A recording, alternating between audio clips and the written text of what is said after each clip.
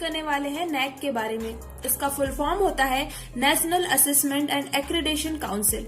इसे हिंदी में राष्ट्रीय मूल्यांकन एवं प्रत्यायन परिषद कहा जाता है, जिसमें हम जानेंगे नैक क्या होता है, इसमें क्या वर्क होते हैं एंड नैक कैसे वर्क करता है, इसकी इम्पोर्टेंस क्या है, इसमें कौन कौन सी स्टेजेस होती हैं, आप अपने इंस्टीट्यूट को कैसे नैक के लिए क्वालिफाई कर सकते हो, आप कैसे ग्रेडिंग अपनी इम्प्रूव कर सकते हो, ये सब चीजों के बारे में हम जानेंगे। नैक जो है ये एक ऐसा संगठन है जो इंडिया के हायर एजुकेशन इंस्टीट्यूट का आकलन करता है और उन्हें मान्यता प्रदान करता है।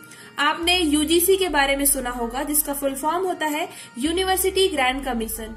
इसी का पार्ट है नैक, जिसका मुख्यालय बेंगलोर में है और जो 1994 में स्टैब्लिश हुआ था।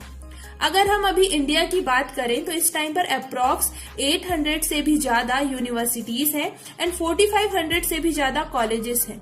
इसी वजह से इन सभी कॉलेजेस एंड यूनिवर्सिटीज में हायर एजुकेशन की क्वालिटी एंड उसकी बेसिक सर्विस जो होती है उन्हें इवेल्युएट करना इम्पोर्टेंट होता है। एंड जो ये वर्क होता है ये नैक करता है, जो डिफरेंट पैरामीटर्स चेक करता है एंड ग्रेड प्रोवाइड करता है। इसमें नैक जो ग्रेड देता है उसमें मैक्सिमम 4 एंड मिनिमम 1.5 होता है। ये लिस्ट जो आप देख रहे हैं ये ग्रेड देख सकते हैं, जो सीजीपीए दिया हुआ होता है, यही ग्रेड के बेसिस पर हमें पता चलता है कि कौन सी यूनिवर्सिटी और कॉलेज उसका एजुकेशन क्वालिटी कैसी है। ठीक है, अगर से ग्रेडिंग ज्यादा दी हुई है इट मीन्स कि वहां पर एजुकेशन क्वालिटीज, वहां का इंफ्रास्ट्रक्चर, वहां का एनवायरमेंट बहुत अच्छा है। ठीक है, आप यहाँ से ऐसे देख सकते हैं।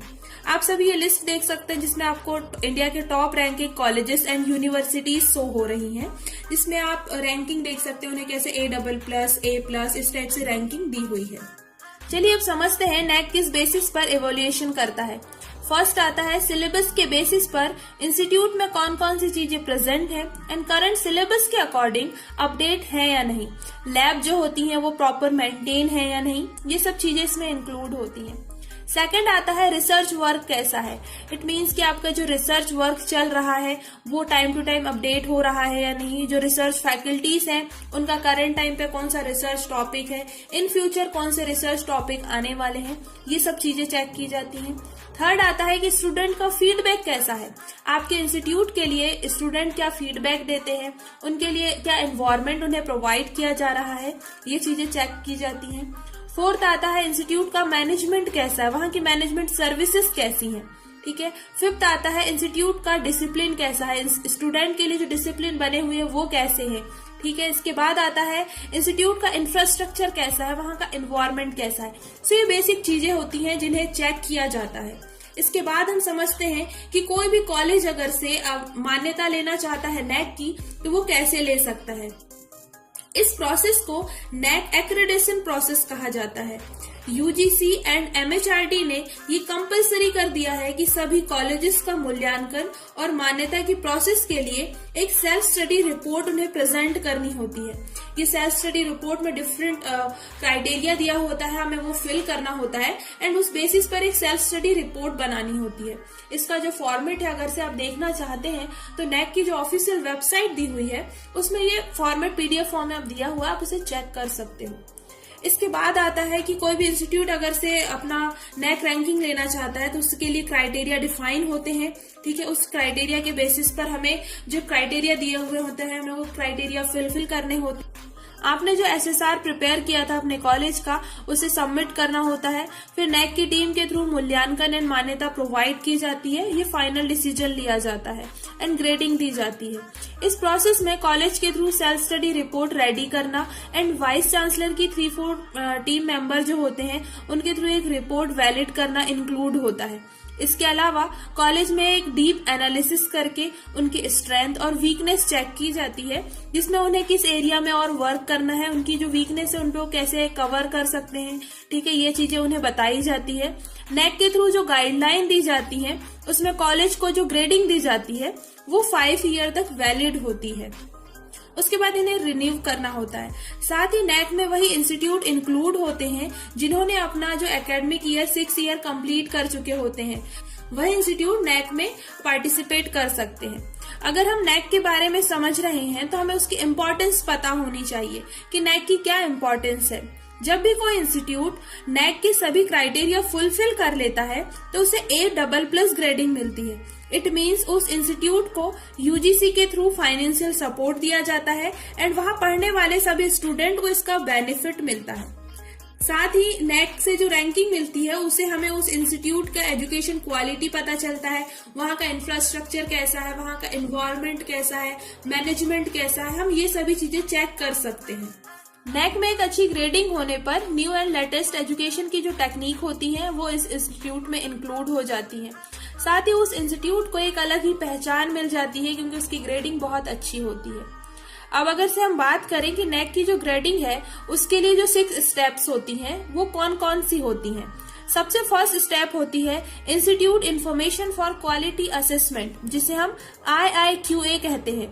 इसके लिए 15 डेज का टाइम होता है एंड उसे कंप्लीट करना होता है। जैसे ही हमारा ये वर्क कंप्लीट हो जाता है और वो एक्सेप्ट हो जाता है तब हम नेक्स्ट स्टेप में जा सकते हैं। बट अगर से ये एक्सेप्ट नहीं होता है तो हमें उसी ईयर में 2 और चांस मिलते हैं। उन 2 चांस में हमें ये प्रोसेस फिर से करनी होती है। उसके बाद अगर से ये एक्सेप्ट हो जाता है तो आपको सेकंड स्टेप आती है सेल्फ स्टडी रिपोर्ट, जो बहुत इंपॉर्टेंट होती है। इसे हम शॉर्ट में SSR कहते हैं। इसके लिए आप एडवांस में अगर से एक सॉफ्ट कॉपी पर अपना पूरा डिटेल फिल करके रख लो तो ये बहुत ज्यादा इंपॉर्टेंट होता है, क्योंकि इसमें लास्ट 4 to 5 ईयर का जो डेटा होता है वो हमें फिल करना होता है। तो हम अभी से अगर नेक्स्ट 5 ईयर में हम आने वाले हैं या अभी हमारे पास टाइम आया है कि हमें नैक की रैंकिंग के लिए अपने इंस्टीट्यूट को ग्रेडिंग लेना है, तो हमें लास्ट 4 to 5 ईयर का डेटा कलेक्ट करके उसे फिल करना होता है। इसका जो फॉर्मेट होता है वो वेबसाइट पर दिया हुआ है। आप वहां से देख सकते हो कि जो कौन कौन से फॉर्मेट है, कौन कौन से पॉइंट्स है। SSR जो हम प्रिपेयर करते हैं इसके लिए नैक का जो मैनुअल होता है, जो गाइडलाइंस जो होती है, हमें उसे फॉलो करना होता है। साथ ही इसमें जो डेटा होता है वो क्वालिटेटिव भी होता है और क्वांटिटेटिव भी होता है, तो हमें इसे दोनों फॉर्म में सबमिट करना होता है। साथ ही इसमें जो डॉक्यूमेंट्स होते हैं जो अटैच करने होते हैं वो भी अपलोड करते हैं। अगर से हम सेल्फ स्टडी रिपोर्ट की बात करें तो इसमें जो कुछ पॉइंट होते हैं जैसे एग्जीक्यूटिव समरी होती है, प्रोफाइल ऑफ इंस्टीट्यूट होता है, एक्सटेंडेड प्रोफाइल ऑफ इंस्टीट्यूट होता है, क्वालिटी इंडिकेटर फ्रेमवर्क होता है एंड डेटा टेम्पलेट्स और डॉक्यूमेंट्स होते हैं। ये तो ऐसे 5 पॉइंट्स है, बट इसके अंदर भी डिफरेंट पॉइंट्स दिए हुए होते हैं। आप अगर से PDF आपके पास है नैक की वेबसाइट से आपने देखा हो तो उसमें बहुत सारी चीजें फिल करनी होती है हमें, आप वो देख सकते हो। सेकंड स्टेप के बाद जो थर्ड स्टेप आती है वो होती है DVV process. It means data validation and verification process, जिसमें डेटा वेरीफाई होता है। फोर्थ स्टेप आती है pre qualification process.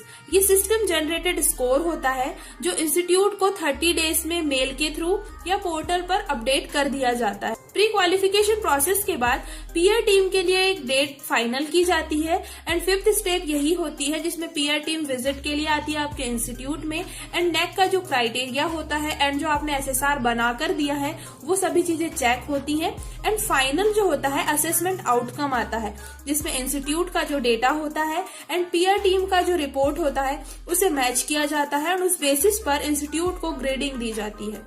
I hope कि नैक के बारे में आपको जो हमने अभी डिस्कस किया ये समझ आ गया होगा एंड नैक के बारे में आप अगर से कुछ और जानना चाहते हैं उसके लिए आप कमेंट करके जरूर बताएं कि आप नैक के बारे में और क्या जानना चाहते हैं। और वीडियो अच्छा लगा है तो इसे लाइक जरूर करें और चैनल को सब्सक्राइब नहीं किया तो जल्दी से चैनल को सब्सक्राइब कर लें। Thank you.